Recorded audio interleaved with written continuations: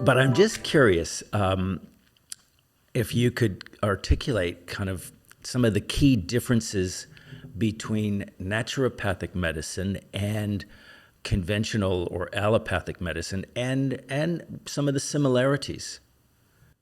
If any. Okay. Yeah.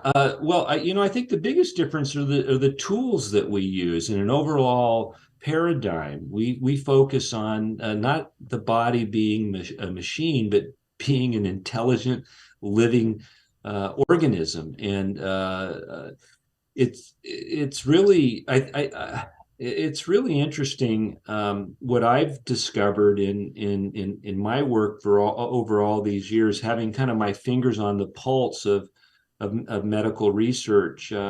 I'm going to take a step back and provide a little more history. One of the things that was really beneficial to me was teaming up with Alan Gaby and Jonathan Wright while I was still a student, and working with them on a database gathering project. This was before the internet, so I would go to the library, have a little file box of over 800 journals that we were following, and I would look at through these journals from the 1900s on, and I would look for articles that were interesting and provided insights on nutrition and natural approaches to health.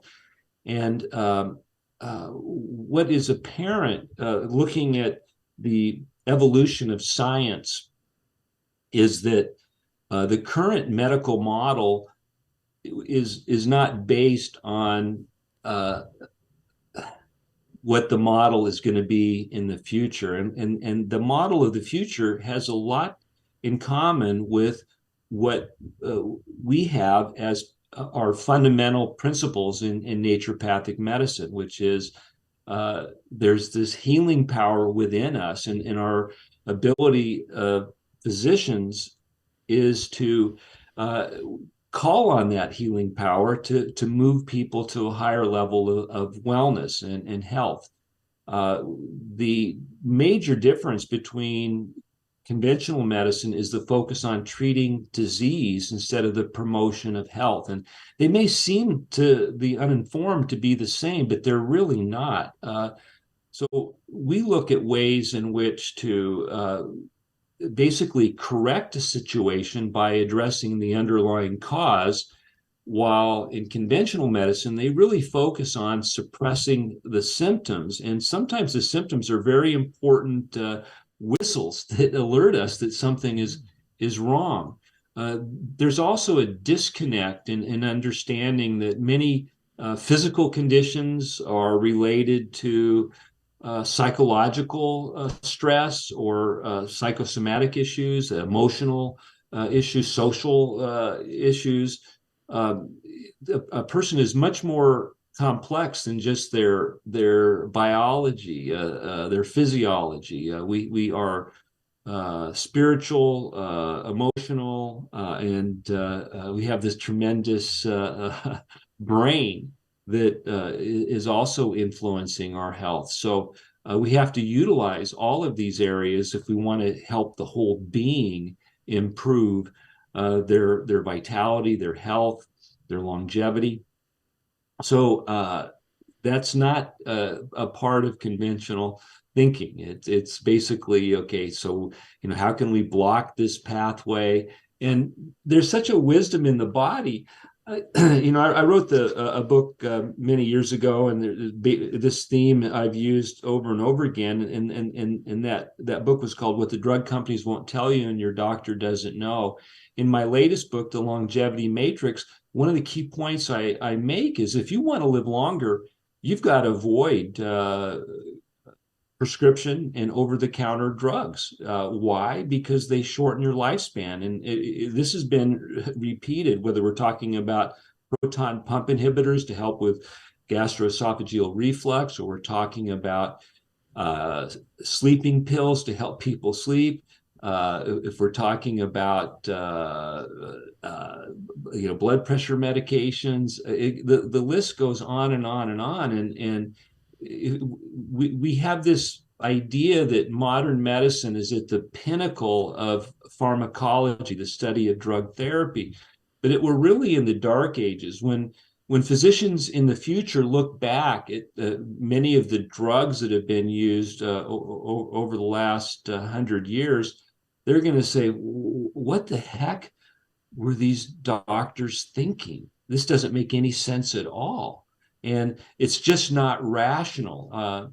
I believe in rational medicine, and there's a lot that's done within conventional medicine that's very rational. There's no question there. But in terms of many of these drugs that are being used to treat chronic degenerative diseases or lifestyle related diseases or diet related diseases, they are irrational. They don't make any sense. The classic example is the use of non-steroidal anti-inflammatory drugs like ibuprofen in the treatment of osteoarthritis. We know that as people age, many people lose the ability to manufacture sufficient levels of cartilage. So what doesn't make sense is to take a drug that actually inhibits the body's ability to make cartilage, because what you're doing is simply suppressing pain and inflammation, but you're actually accelerating the disease process. I think that's irrational. I don't think that makes any sense at all. The appropriate treatment is to give the body the tools it needs to build more cartilage, to help those cartilage cells revive and do their job in making connective tissue components. And fortunately, we have great tools in natural medicine that can do that. And to me, that just makes a lot more sense than the conventional approach. Conventional wisdom is not based upon truth. It's based upon convenience. And it takes a long time to overcome conventional wisdom. And the conventional wisdom right now is relying on conventional medicine to treat these conditions that are better treated by a different approach. And I believe nature has more wisdom than conventional medicine, and we need to assist that natural healing presence within all of us to promote health.